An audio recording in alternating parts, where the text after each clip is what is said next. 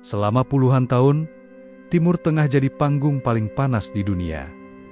Setiap kali terdengar kata Gaza, dunia tahu, darah baru mungkin telah tumpah. Tapi kini, sesuatu yang tak banyak orang duga sedang terjadi.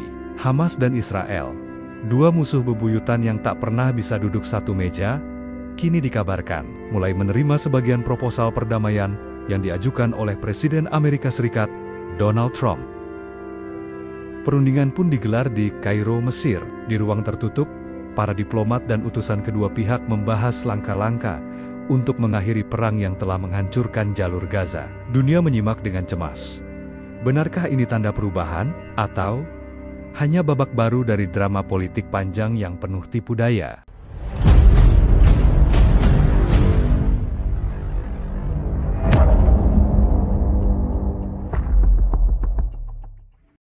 Untuk memahami arti penting pertemuan di Kairo, kita perlu menengok sedikit ke belakang. Konflik Hamas-Israel bukan sekadar pertikaian dua kelompok. Ia adalah hasil dari puluhan tahun sejarah kelam, tanah yang diperebutkan, dan luka kolonialisme yang belum pernah sembuh. Sejak berdiri pada tahun 1987, Hamas muncul sebagai gerakan Islam perlawanan terhadap pendudukan Israel. Mereka lahir dari frustrasi rakyat Palestina yang merasa dikhianati oleh dunia, termasuk pemerintah mereka sendiri. Israel di sisi lain memandang Hamas sebagai ancaman eksistensial, kelompok teroris yang menolak hak hidup negara Yahudi. Sejak itu, setiap dekade selalu ada perang. Tahun 2008, 2012, 2014, hingga konflik besar pada 2023 sampai 2024 yang menewaskan puluhan ribu warga sipil di Gaza. Gaza kini lebih mirip reruntuhan besar daripada kota. Tapi di tengah kehancuran itu, muncul kabar yang sulit dipercaya. Hamas dan Israel sedang membicarakan perdamaian.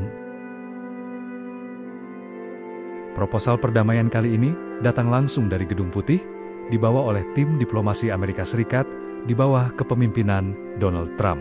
Dalam rancangan awalnya, kesepakatan ini berisi 3 pilar utama. Pertama, gencatan senjata total selama 6 minggu. Kedua, pembebasan semua sandera Israel yang masih ditahan Hamas sejak serangan besar ke wilayah selatan Israel. Dan ketiga, pembebasan ribuan tahanan Palestina yang ditahan di penjara Israel, termasuk perempuan dan anak-anak.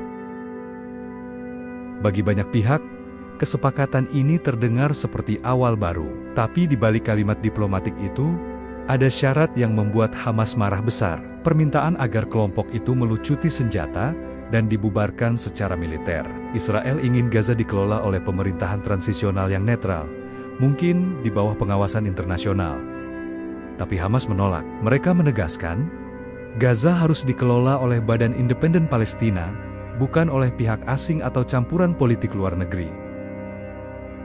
Dengan kata lain, mereka mau damai, tapi tidak mau kehilangan kendali atas tanah yang mereka perjuangkan selama ini. Bagi Hamas, proposal perdamaian dari Amerika adalah ujian paling berat sejak berdirinya gerakan itu. Di satu sisi, mereka menghadapi tekanan luar biasa dari rakyat Gaza yang sudah lelah berperang, kelaparan dan kehilangan segalanya. Tapi di sisi lain, mereka juga menghadapi tuntutan internal bahwa melepaskan senjata berarti mengkhianati perjuangan. Hamas menyatakan secara terbuka, mereka bersedia melepaskan semua sandera Israel sebagai langkah kemanusiaan. Tapi mereka menolak keras upaya demilitarisasi. Seorang juru bicara Hamas di Kairo berkata, "Kami tidak akan menyerahkan senjata kami, karena senjata itulah satu-satunya yang melindungi kami dari pembantaian berikutnya." Hamas juga menolak ide pemerintahan transisional asing. Mereka mengusulkan agar Gaza dikelola oleh Badan Independen Palestina yang berisi teknokrat, bukan oleh faksi politik atau pasukan internasional. Bagi mereka, perdamaian hanya mungkin jika kedaulatan Palestina benar-benar diakui, bukan dikendalikan dari luar. Sementara dari sisi Israel, posisi mereka juga rumit. Pemerintah di Tel Aviv berada di bawah tekanan politik yang besar. Keluarga para sandera menuntut kesepakatan cepat. Sementara kelompok kanan nasionalis menolak negosiasi apapun dengan Hamas. Perdana Menteri Israel dalam pernyataannya menegaskan, tidak akan ada perdamaian sejati tanpa pembongkaran kekuatan militer Hamas. Tidak ada gencatan yang akan aman jika roket masih bisa ditembakkan ke Tel Aviv. Tapi di sisi lain, Israel juga tahu, perang berkepanjangan hanya memperburuk posisi mereka di mata dunia. Laporan internasional menyoroti kondisi kemanusiaan di Gaza, dengan jutaan warga kehilangan rumah, listrik dan air bersih. Maka, bagi Israel, menerima sebagian proposal ini adalah bentuk kompromi. Mereka ingin menunjukkan keterbukaan tanpa terlihat lemah di hadapan publiknya sendiri. Namun pertanyaannya, apakah itu sungguh keinginan untuk damai atau strategi politik agar tidak kehilangan dukungan internasional? Mesir kembali jadi jembatan penting antara dua musuh bebuyutan. Negara yang berbatasan langsung dengan Gaza itu punya pengalaman panjang jadi mediator, karena Mesir bisa berbicara dengan Hamas, sekaligus tetap bersahabat dengan Israel dan Amerika. Di balik layar, diplomat Mesir bekerja siang malam untuk menyeimbangkan tekanan dari dua pihak. Sementara Amerika Serikat, di bawah kepemimpinan Trump, mencoba memulihkan citra sebagai penengah global setelah bertahan-tahan dianggap memihak Israel. Tapi banyak analis politik ragu, apakah Trump benar-benar mengejar perdamaian, ataukah ini bagian dari strategi politik luar negerinya untuk memperkuat posisi Amerika di kawasan yang semakin dikuasai China dan Rusia? Dalam politik internasional, kadang perdamaian hanyalah alat, bukan tujuan. Sementara para pemimpin berdebat di meja perundingan, kehidupan rakyat Gaza terus berjalan di tengah kehancuran. Di kamp-kamp pengungsian, anak-anak bersekolah di bawah tenda. Ibu-ibu antre berjam-jam untuk mendapatkan sebotol air bersih. Dan rumah-rumah yang dulunya berdiri megah, kini hanya tinggal puing. Bagi mereka, perdamaian bukan sekadar dokumen diplomasi. Itu adalah harapan untuk bisa tidur tanpa suara bom. Harapan untuk melihat langit yang tidak dipenuhi drone. Tapi mereka juga tahu, perdamaian yang tidak adil hanyalah jeda sebelum perang berikutnya. Karena itu, banyak warga menolak damai semu yang tidak mengakhiri blokade atau mengembalikan hak tanah mereka. Di antara reruntuhan Gaza, suara-suara kecil mulai muncul. Kami ingin hidup, tapi kami juga ingin dihormati sebagai manusia. Namun di balik optimisme perundingan Kairo, masih banyak keraguan yang menggantung. Ini bukan kali pertama kedua pihak berbicara tentang perdamaian. Sebelumnya, ada perjanjian Oslo, ada Camp David, ada ratusan gencatan senjata, dan semuanya berakhir dengan rentetan roket baru.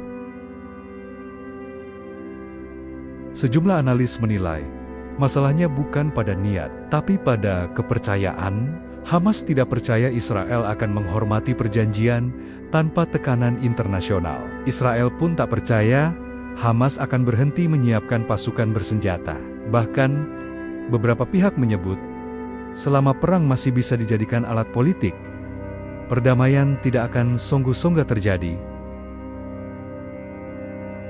Ada juga faktor lain yang jarang dibicarakan, kepentingan negara-negara lain. Iran, Qatar, Turki, masing-masing punya agenda sendiri di Gaza. Bagi mereka, konflik ini bukan hanya soal Palestina dan Israel, tapi juga soal pengaruh, ekonomi, dan ideologi.